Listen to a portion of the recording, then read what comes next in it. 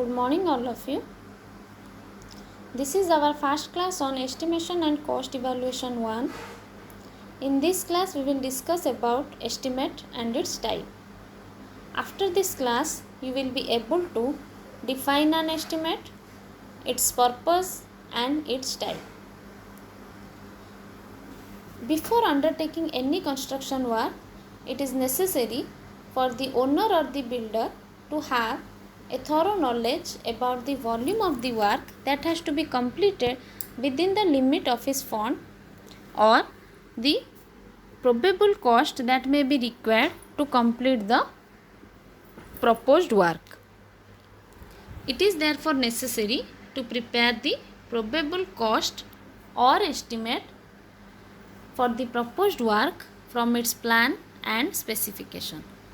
Otherwise, it may so happen that the work has to be stopped before its completion due to shortage of fund or material. For any public construction work also, estimate is required beforehand in order to get the allotment of fund from the competent authority.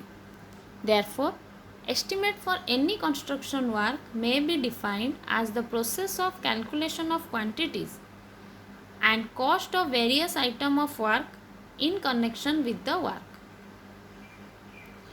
It is prepared by calculating the quantities from the dimensions given in the drawing multiplied by the cost of that particular item. Then next come to the purpose of preparing an estimate. As we have discussed, it is necessary to know the amount of fund required by the owner to complete a proposed work. And for any public construction work, it is necessary in order to obtain the administrative approval, allotment of fund and technical sanction. Estimate is also required in order to obtain the quantities of material, different numbers of different categories of labor in order to complete the work. It is also required to ascertain the timely requirement of tools, plants and equipments for completion of any project. It is required to fix up a completion period and also to invite tenders and preparation of bills. So these are the different purpose of preparing an estimate. Then what are the important parameters that is required to prepare an estimate? The first parameter is drawing. Drawing means the plan, section and elevation. Estimation involves the calculation of quantities. So the quantities are calculated by taking of the dimensions from the drawing. Second parameter is specification. Specification involves general specification and detailed specification. General specification gives nature, quality, class of work and material in general terms to be used in the various part of the work.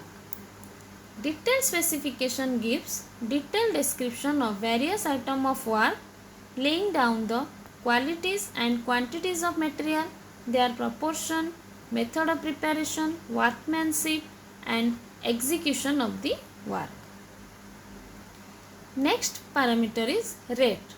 As estimation involves the calculation of cost, we require rate of material and labor both, because cost of a particular item of work involves two things. One is cost of labor and cost of material. So rate is also an important parameter for preparation of estimate.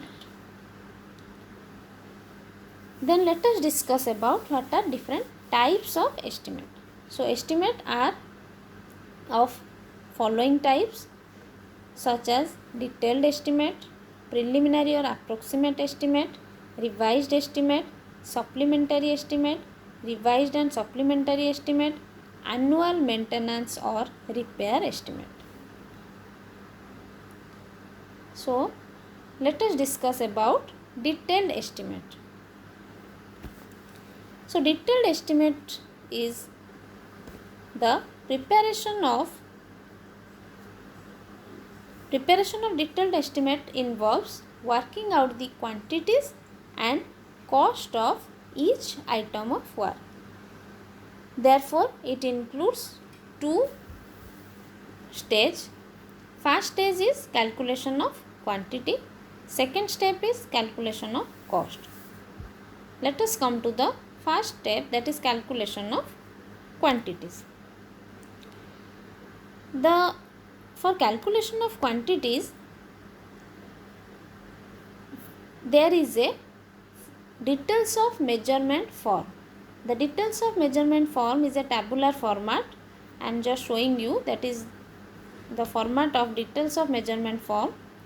So it has different columns: description, number, length, breadth, depth, quantity and remark. This format is used for calculation of quantities of various items of work.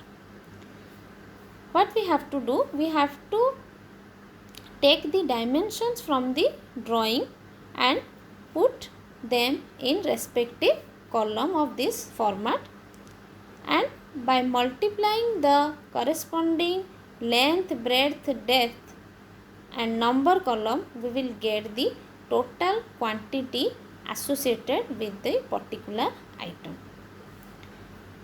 And a project work generally involves different types of items such as earthwork in excavation, cement concrete work in foundation, brick work in foundation and superstructure, RCC work, plastering. There are various items which need to be prepared separately in this measurement form. Then next stage is in the detailed estimate, preparation of detailed estimate. The next step is calculation of cost. So calculation of cost, there is again we are using a format known as abstract of estimate form. So this is the format for calculation of cost for a particular item of work. This also involves different columns such as your description, quantity, unit, rate and amount. The cost calculation involves two steps. First one is calculation of cost of material. Second one is calculation of cost of labor. So first we will put in this abstract of estimate form, we will find out the cost of material. So we will put the quantity of material and its unit rate, and by multiplying the corresponding quantity with the rate, we will get the amount. Similarly, we will write down the labor part.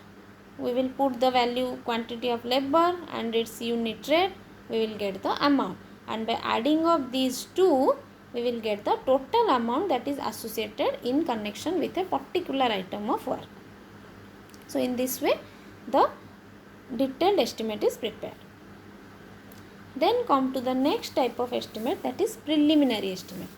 This preliminary estimate is a type of approximate estimate, and it is required for study of various aspects of a work and to get the administrative approval from the concerned authority. The approximate estimate is generally prepared from practical knowledge and cost of similar works. There are two methods of preparation of approximate estimate. First one is plinth area method, second one is cubical content method.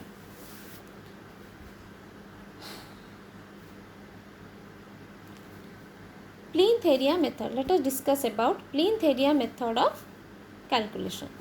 So in plinth area method, it is prepared on the basis of plinth area of the building, and the plinth area is obtained from the by taking the external dimension of the building, that is the length and breadth at the floor level, and the plinth area rate is obtained by the cost of similar building having similar specification, height and construction in the same locality. So after multiplying, after getting the plinth area rate and plinth area of the building, we will multiply the both in order to get the total approximate cost of the project. Similarly, in cubical content method, we will multiply the cubical content of the building with the local cubic rate. The cubical content of the building is obtained by the out to out dimension of the building at the floor level, and the height is taken from the floor level to the top of the roof, and by multiplying the length, breadth and height, we will get the total cubical content of the building, and the cube rate is obtained from the cost of similar building having same specification and construction in the locality. Then by multiplying the cube rate with the cubical content of the building, we will get the approximate cost of the project. Then come to the revised estimate. The revised estimate is a type of detailed estimate, and it is prepared for the revised quantities and revised rate of a particular item of work which are originally present in the estimate,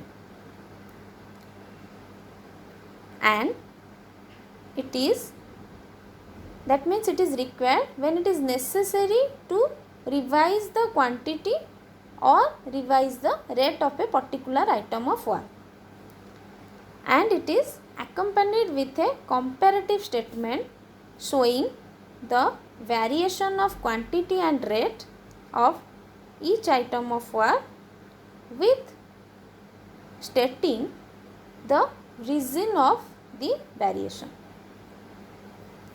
Generally, revised estimate is prepared under certain circumstances, such as when the sanctioned estimate is likely to exceed by more than 5%, or when the expenditure of a work exceed by more than 10% of the administrative approval, or when it is found that the sanctioned estimate is more than the actual requirement.